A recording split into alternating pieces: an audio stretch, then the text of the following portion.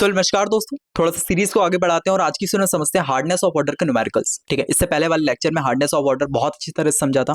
Degree of hardness, units of hardness, multiplication factor, वो सारी जो तैयारी थी ना वो न्यूमेरिकल्स के लिए थी। ठीक है, और पास्ट कुछ ईयर से या बोल सकते हैं जून वाले पेपर में आधे से ज्यादा न्यूमेरिकल्स ही पूछ लिए गए थे। 60 to 70% न्यूमेरिकल पूछे गए थे। ठीक है, तो न्यूमेरिकल्स बहुत अच्छे तरीके से अपन प्रैक्टिस करेंगे। टोटल हार्डनेस ऑफ वाटर के मैं 5 न्यूमेरिकल करवा रहा हूँ, ईजी से लेके हार्ड लेवल तक अपन लोग जाएंगे, पर धीरे धीरे। ठीक है, चलिए तो अपन चलते हैं अपने आईपैड की स्क्रीन पे और थोड़ी बहुत बातें उसके बारे में करते हैं।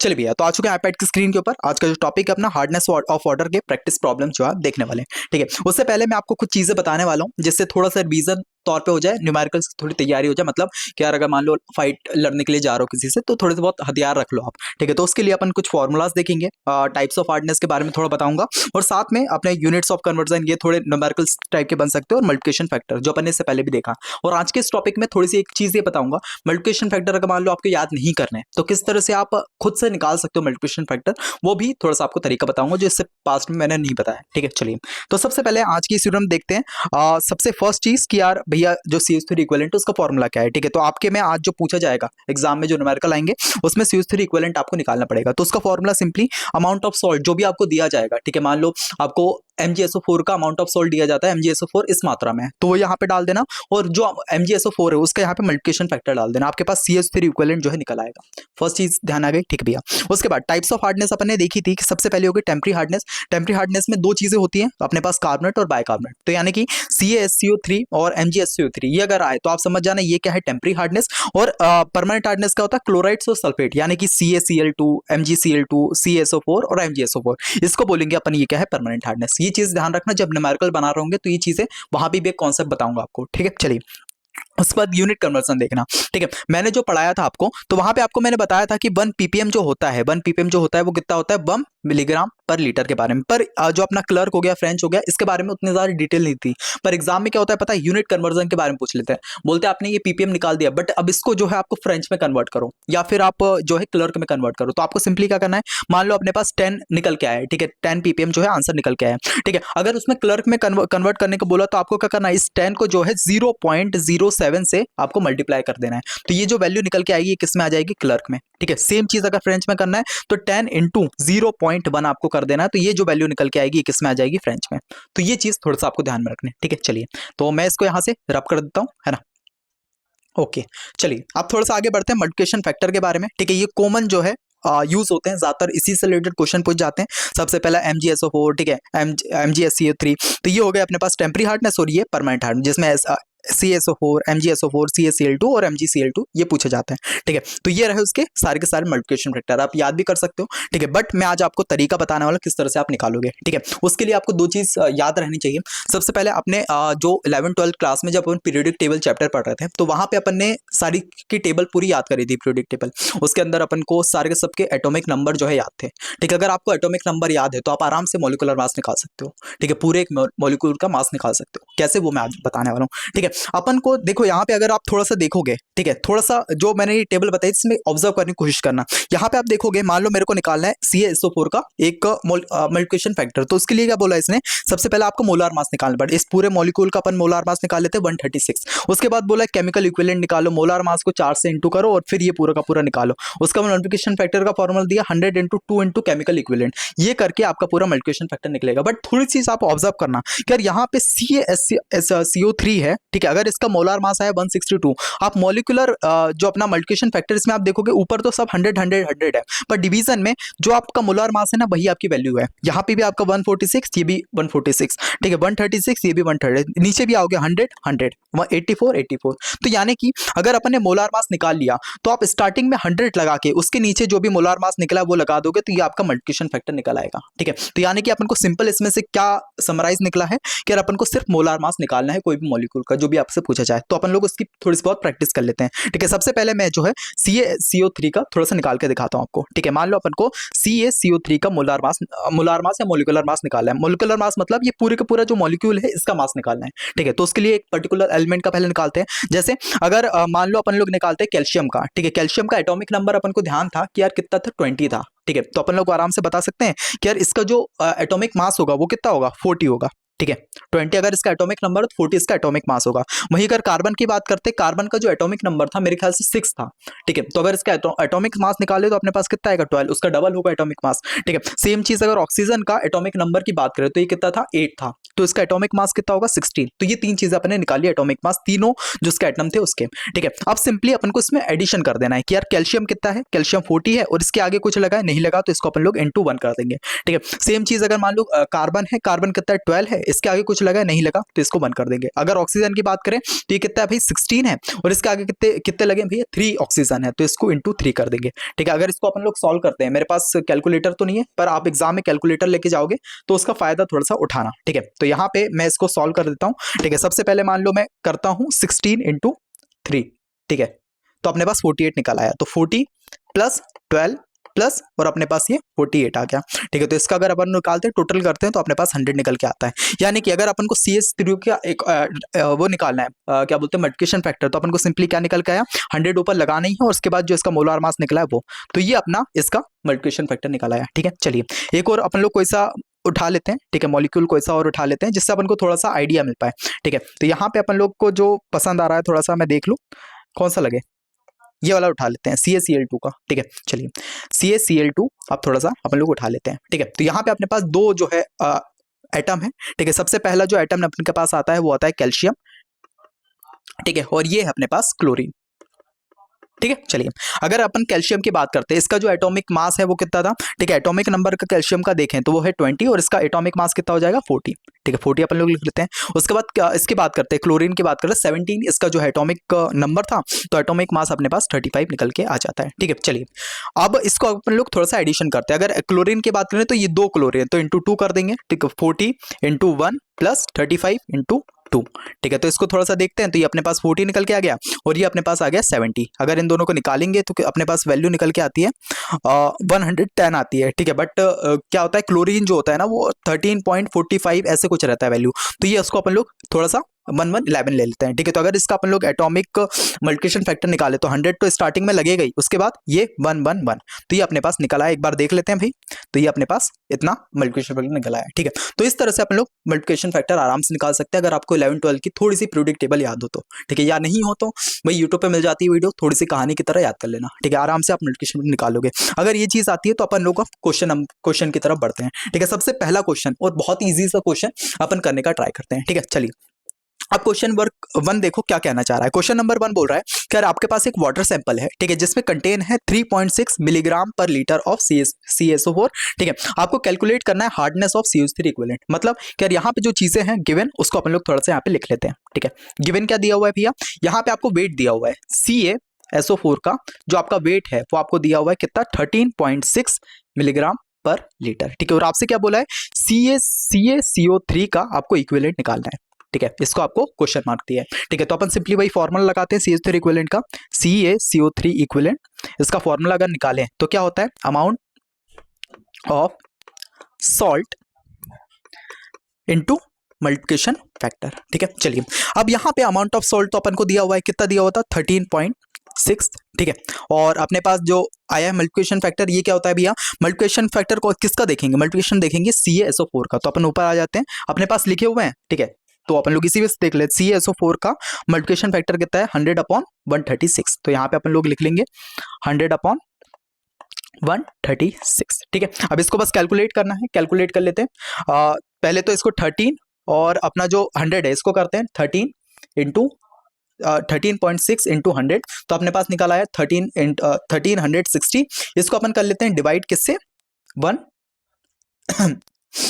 इसको अपन कर लेते हैं डिवाइड 136 से। तो अपने पास आंसर जो निकल के आया वो आया 10, ठीक है। क्या आया 10। यहाँ पे अमाउंट ऑफ सॉल्ट कितना था मिलीग्राम पर लीटर, तो यहाँ पे मिलीग्राम पर लीटर। और अपन ने देखा था कि यार 1 मिलीग्राम पर लीटर किसके बराबर होता है 1 ppm के, ठीक है। तो इसको अपन लोग वैल्यू को क्या बोल सकते हैं और ppm। क्यों? क्योंकि यहाँ पे इक्विवेलेंट जो है आपको ppm में निकालने बोलेगा, ठीक है। तो यहाँ पे अगर CH3 इक्विवेलेंट की बात करें, CH3 इक्विवेलेंट की बात करें तो ये अपने पास निकल के आया 10 मिलीग्राम पर litre.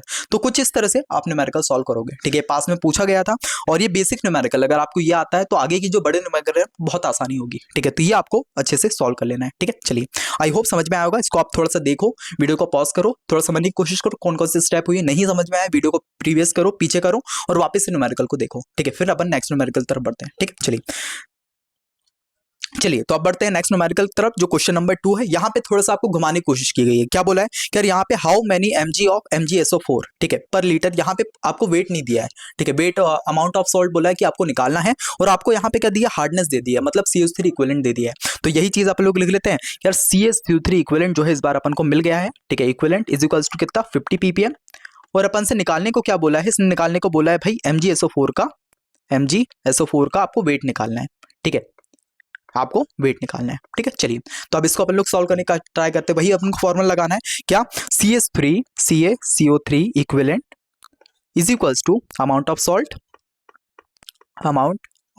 Salt into multiplication factor, ठीक है। अब यहाँ पे अमाउंट ऑफ सॉल्ट की जगह क्या करेंगे, अपन को वैल्यू नहीं दी है तो अपन लोग x लिख लेते हैं इसको, ठीक है। मल्टीप्लिकेशन फैक्टर काय का निकालना है, मल्टीप्लिकेशन फैक्टर निकालना है जो अपन को वेट दिया है MgSO4। तो वापस से ऊपर आते हैं, MgSO4 का जो मल्टीप्लिकेशन फैक्टर वो देखते हैं क्या है, 100/120, ठीक है। तो यहाँ पे 100/120 लिख देंगे, 100/2 मिनट भाई, पेन भी 100/120, ठीक है। उसके बाद CH3 इक्विवेलेंट अपन को कितना दिया, यहाँ पे आप देखोगे 50, तो यहाँ पे 50 अपन लोग लिख देते हैं, ठीक है। कुछ इस तरह से वैल्यूज आ गई है, ठीक है। अब सिंपली क्या करना है, अपन को x को जो है इधर साइड लाना है, x को इधर साइड लेके आना है और 50 को इधर भेजना है। तो अपन लोग x को इधर ला लेते हैं और 50 अगर इधर आएगा, ठीक है, तो यहाँ पे क्या हो जाएगा, थोड़ा सा समझने की ट्राई करना। यहाँ पे क्या होगा कि यार ये 50 जो है इधर आ जाएगा, 120 जो है इंटरचेंज हो जाएगा, तो ये 120 ऊपर आ गया और 100 जो है अपना नीचे आ जाएगा, ठीक है। जैसे ही अपन लोग इसको चेंज करने का ट्राई करते, कैसे हुआ कि यार ये जैसे कि यहाँ पे आया तो इसने क्या है, ये भी इधर आ जाएगा, तो यहाँ से 50 भी इधर आता है, ठीक है। तो ये 120 50 की जगह पे हो गया, 100 जो है इधर आ गया, ठीक है। तो ये 100 इधर आ गया, ठीक है। या एक और बार अच्छे से ही बता देता हूँ सिंपली तरीके से, ठीक है। इसमें क्योंकि बहुत सारे बच्चे कंफ्यूज हो जाते हैं, फिर वापस से अपने पास आती है, ठीक है। ऑनलाइन लेक्चर में ये थोड़ा अच्छे से बताना पड़ता है। मान लो इसको अपन लोग इधर भेज देते हैं, ठीक है, तो ये x इधर आ गया, ठीक है। अब 50 जो है 50 या हटाओ, इसको थोड़ा सा और सिंपल करता हूं आपके लिए।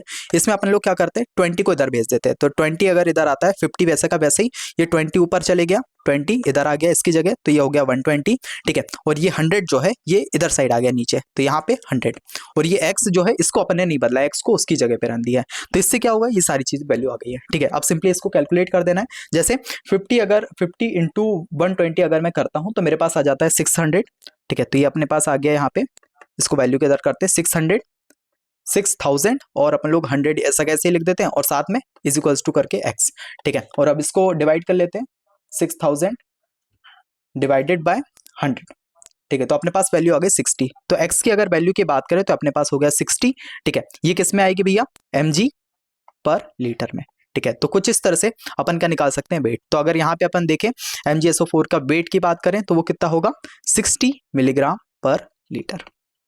इतना आसान में, ठीक है। ये किस तरह से सॉल्व हुआ है थोड़ा समझ में आया कि यार इसमें ऊपर वाले जो न्यूमेरिकल था इसमें क्या था कि अपन को जो है वेट दे दिया गया था और अपन को CH3 इक्विवेलेंट निकालने को बोला। वहीं अगर नीचे की बात करें इसमें क्या था कि यार अपन को जो है वेट नहीं दिया था, अपन को जो है हार्डनेस दे दी गई थी, ठीक है, यानी CH3 इक्विवेलेंट दे दिया गया था। तो अपन ने उस तरह से निकाला इंटरचेंज करके। ये इस तरह के छोटे मोटे न्यूमेरिकल आपने पहले भी सॉल्व किए होंगे, ठीक है। तो आई होप ये समझ में आया होगा, ठीक भैया। चलिए अब एक और थोड़ा सा हार्ड न्यूमेरिकल देख लेते हैं, ठीक है। उसके बाद आज की वीडियो खत्म करते हैं। एक और न्यूमेरिकल की वीडियो इसके बाद वाली आएगी जिसके अंदर 2 और न्यूमेरिकल अपन लोग करके देखेंगे, जिससे आपकी अच्छी प्रैक्टिस हो जाएगी, ठीक है। चलिए तो इसको भी आप नोट डाउन कर लीजिए, फिर अपन थर्ड वाले न्यूमेरिकल की तरफ बढ़ते हैं। चलिए तो अपन थर्ड वाला जो न्यूमेरिकल है उसको स्टार्टिंग करते हैं। थर्ड वाले न्यूमेरिकल को थोड़ा सा पढ़ने का ट्राई करना। क्या है यहाँ पे बोला गया है, अ वाटर सैंपल, ठीक है, एक वाटर सैंपल है जिसके अंदर अपन को सबसे पहले CaSO4, ठीक है, CaSO3 और उसके बाद 2, ठीक है, इसका जो है अपन को वेट दे दिया गया है। उसके बाद एक और जो है अपन को सॉल्ट दिया है MgCl2 और इसका भी जो है अपन को वेट दे दिया गया है और उससे बोला है कि यार टोटल हार्डनेस बताओ कितनी है, ठीक है। तो अब इस न्यूमेरिकल करने की एक ट्रिक होती है। वो क्या ट्रिक होती है कि यार पहले जो है आप एक टेबल बना के सब चीजों को अरेंज करके थोड़ा बहुत निकाल लो और फिर उसके बाद टोटल हार्डनेस आप लास्ट में निकाल दो, ठीक है। ये सबसे सिंपल जो है अप्रोच मैं बताना चाहता हूँ, ठीक है। अब वो अप्रोच क्या होती है, टेबल क्या होती है, वो थोड़ा मैं बताने का ट्राई करता हूँ, ठीक है। सबसे पहले अपन लोग टेबल बना लेते हैं। टेबल के लिए मैं स्केल ले लेता हूँ, ठीक है। स्केल को अपन लोग करते हैं रोटेट बाई 90 डिग्री पे हो जा, पहुंच जा पहुंच जा पहुंच जा पहुंच जा पहुंच जा पहुंच जा। ठीक है भैया, 90 डिग्री पे हो गया। अब चार जो है अपन लोग कॉलम बना रहे होते हैं, ठीक है। सबसे पहला कॉलम, ठीक है, उसके बाद यहाँ पे ये दूसरा कॉलम, उसके बाद यहाँ पे ये तीसरा कॉलम, ठीक है, एंड देन फिर यहाँ पे चौथा कॉलम, ठीक है। तो बेसिकली यहाँ पे चार कॉलम अपन लोग बनाएंगे। इसको मैं 180 पे कर देता हूँ, या 0 डिग्री, 0 डिग्री, ठीक है, चलो हो गया, पहुंच जाए यार 0 डिग्री, ठीक है।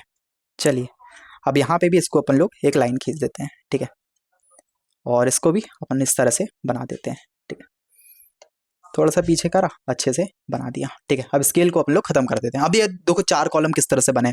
सबसे पहले क्या करना है, यहाँ पे जो है अपन को सारे के सारे सॉल्ट लिखना है जो अपन को दिए हुए हैं, ठीक है। उसके बाद अपन को यहाँ पे क्या लिखना है कि यार इसका मोलार मास लिख लेना है, ठीक है। सबका मोलार मास यहाँ पे लिख लेना है। उसके बाद यहाँ पे जो है आपको मल्टीप्लिकेशन फैक्टर लिखना है, ठीक है। मल्टीप्लिकेशन फैक्टर लिख लिया और यहाँ पे CaCO3 इक्विवेलेंट लिखना है, ठीक है। अब ये क्या है, कैसे है, वो अभी मैं धीरे धीरे बताऊंगा, ठीक है। पर आपको ये चीज थोड़ी समझ, यहाँ पे आप टाइप भी लिख लोगे। अब ये टाइप क्या है, टाइप ऑफ हार्डनेस कौन सी है, ठीक है। जैसे कि मैंने बात करी थी CaSCO3 और MgSCO3, ये क्या है, टेम्परेरी हार्डनेस, और बाकी जितनी भी रही वो परमानेंट हार्डनेस है। तो वो चीज यहाँ पे अपन लोग लिख लेंगे, ठीक है। चलिए सबसे पहले अपन लोग वैल्यूज को यहाँ पे भरना स्टार्ट करते हैं। मैं एक ब्लैक पेन ही ले लूँ, ठीक है, जो आपको अच्छे समझ में आए, ठीक भैया। चलिए तो यहाँ पे सबसे पहला अपन लोग सॉल्ट लिख लेते हैं। सबसे पहला सॉल्ट कौन सा है भैया, यहाँ पे है सबसे पहला सॉल्ट CaHCO3, ठीक है। इस तरह से अपन ने पहला सॉल्ट लिख लिया। उसके बाद सेकंड सॉल्ट कौन सा है, MgCl2, ठीक है। चलिए अब इसका जो है मोलार मास लिख लेते हैं। मोलार मास कहाँ से निकालेंगे, वही चीज जैसे मैंने बताई थी, आप आराम से इसका निकालो, इसका निकालो और फिर सबका मोलार मास, ठीक है। मेरे पास यहाँ पे लिखे हुए मोलार मास, तो मेरे को निकालने की जरूरत नहीं है, ठीक है। जैसे CaSCO3 का मोलार मास क्या है, 162 है ना, तो वो अपन लोग लिख लेते हैं। CaSCO3 का 1, क्या हो गया भाई, पेन ही चलना बंद। MgSCl2 का मोलार मास क्या है, MgCl2 95, ठीक है। तो MgCl2 का हो गया अपने पास 95। सेम चीज का अपन लोग मल्टीप्लिकेशन फैक्टर देख लेते हैं। तो अपन ने देखा था मोलार मास मल्टीप्लिकेशन फैक्टर किस तरह से 100 अपन ने लिख लिया, और जो अपना मोलार मास लेता है वो अपन लोग लिख लेते हैं 162। सेम चीज अपन लोग इसके लिए भी करेंगे कि 100 और डिवाइडेड बाय 95। तो इस तरह से अपन ने मल्टीप्लिकेशन फैक्टर निकाल लिया, ठीक है। अब CH3 इक्विवेलेंट कैसे निकालेंगे, CH3 इक्विवेलेंट निकालने के लिए अपन को सिंपली एक फॉर्मूला लिखना है, CH3 इक्विवेलेंट, उसके बाद अमाउंट ऑफ सॉल्ट, ठीक है, इनटू मल्टीप्लिकेशन फैक्टर, ठीक है। अब सिंपली इसमें वैल्यू एडअप कर देंगे कि यार सबसे पहले क्या है, अमाउंट ऑफ सॉल्ट इसका कितना है 162 into multiplication factor 100 divided by 162, ठीक है। तो इसको अगर सॉल्व करते हैं अपन लोग तो 162 इंटू 100, ठीक है, और जो वैल्यू आई उसको अपन लोग कर देंगे डिवाइड किससे, 162 से, ठीक है। ओके ओके, चलिए, नहीं भाई, सॉरी, यहाँ पे कुछ मिस्टेक हुई है, बताओ, ये भी मैंने ध्यान नहीं दिया, आप भी मेरे को नहीं बता सकते, ठीक है। तो यहाँ पे अपन को क्या लिखना है, यहाँ पे अपन को लिखना है वेट, ये मेरी बोलती है ना, इसको लिए थोड़े से माफ कर देना। यहाँ पे अपन को लिखना है वेट कौन सा, ये जो अपने पास सॉल्ट दिया है, ठीक है। तो अपन लोग इसको लिख लेते हैं। मैं इरेजर का जो साइज है वो थोड़ा छोटा कर लेता हूँ, ठीक है, इसको भी अपन लोग मिटा लेते हैं। सबसे पहला वेट क्या है भैया, सबसे पहला वेट है अपने पास 16.2, ठीक है, मिलीग्राम पर लीटर।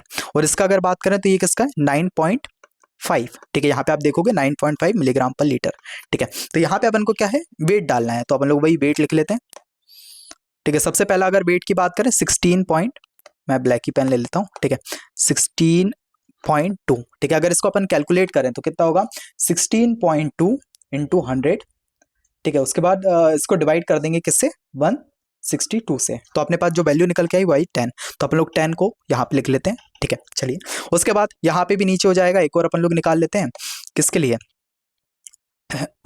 ये सेकंड वाले के लिए निकालेंगे, तो इसकी जगह वैल्यू क्या डालेंगे, 9.5, ठीक है, इंटू इसका क्या है अपने पास मल्टीप्लिकेशन फैक्टर 100 इंटू 95, ठीक है। तो सिंपली अपन निकालते हैं 9.5 इंटू 100 डिवाइडेड बाय 95, ठीक है। तो अपने पास इसकी भी वैल्यू जो है सिंपल सी 10 आ चुकी है, ठीक है। तो शायद और छोटा करने के लिए बोला है उन्हें, तो इसने 10 ला चुका है, ठीक है। तो कुछ इस तरह से अपन इसको सॉल्व करेंगे।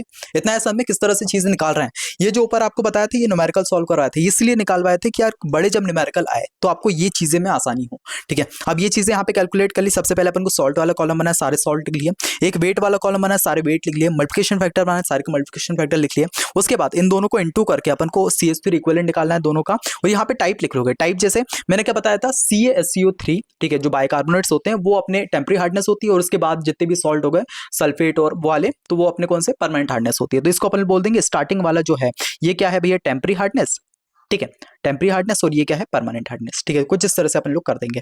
अब अपन को बोला है कि यार आपको जो है टोटल हार्डनेस निकालना है। अब सिंपल है, ठीक है। टोटल हार्डनेस क्या होता है, यहाँ पे अगर मैं टोटल हार्डनेस निकालने जाऊं, टोटल हार्डनेस क्या होता है, टोटल हार्डनेस का मतलब होता है भाई परमानेंट और टेम्पररी हार्डनेस, ठीक है। तो यहाँ पे इसका मतलब क्या होता है, temporary hardness, temporary hardness, hardness plus permanent hardness, permanent hardness, ठीक है। तो यहाँ पे अगर टेम्पररी हार्डनेस देखें, टेम्पररी हार्डनेस कौन सी है, ये वाली है CaSCO3, और परमानेंट हार्डनेस कौन सी है, MgCl2, ठीक है। तो टेम्पररी हार्डनेस कौन सी है, ये हुई, और परमानेंट हार्डनेस कौन सी, ये हुई, ठीक है, क्योंकि इन्हीं का अपन ने सारा CO3 इक्विवेलेंट निकाला है, ठीक है। तो अपन आराम से कर सकते हैं कि यार पहली जो वैल्यू आई है उसकी वैल्यू क्या आई है, 10 आई है, सेकंड वाले की वैल्यू भी 10 आई है, तो अपने पास टोटल हार्डनेस जो निकल के आई वो आई 20, और साथ में अपन इसके लिए लगा सकते हैं ppm, क्योंकि mg मिलीग्राम पर लीटर है और ppm सी में होता है, तो अपन ने निकाल दिया, और ये हो गई अपने पास टोटल हार्डनेस, ठीक है। और ये अपना पूरा खत्म, ठीक है। तो कुछ इस तरह से अपन लोग बेसिकली टोटल हार्डनेस निकाल लेते हैं। ये थोड़ा सा इस टाइप का न्यूमेरिकल जो है एग्जाम में आएगा, ठीक है। ये तो आपका एक बेस बनवाने के लिए मैंने थोड़ा कराया था, ये एग्जाम में नहीं पूछे जाएगा,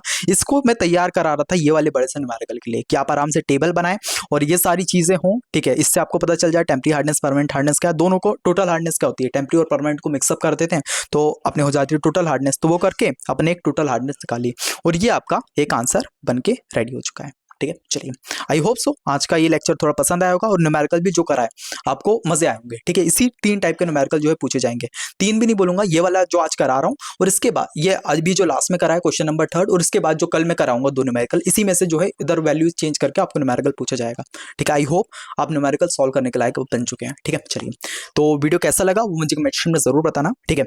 और बाकी वीडियो अगर आपको अच्छी लगती है वीडियोस, चैनल को सब्सक्राइब करके बिल्कुल रख लेना, क्योंकि फर्स्ट ईयर में अगर आप हो, second year, third year, fourth year, ये आपके लिए बर्थ इट रहेगा ही, ठीक है। सारी चीज इसमें कराई जाएगी, ठीक है। चलिए, तो इसके साथ वीडियो क्या कंप्लीट करते हैं, मिलते हैं, तब के लिए बाय बाय।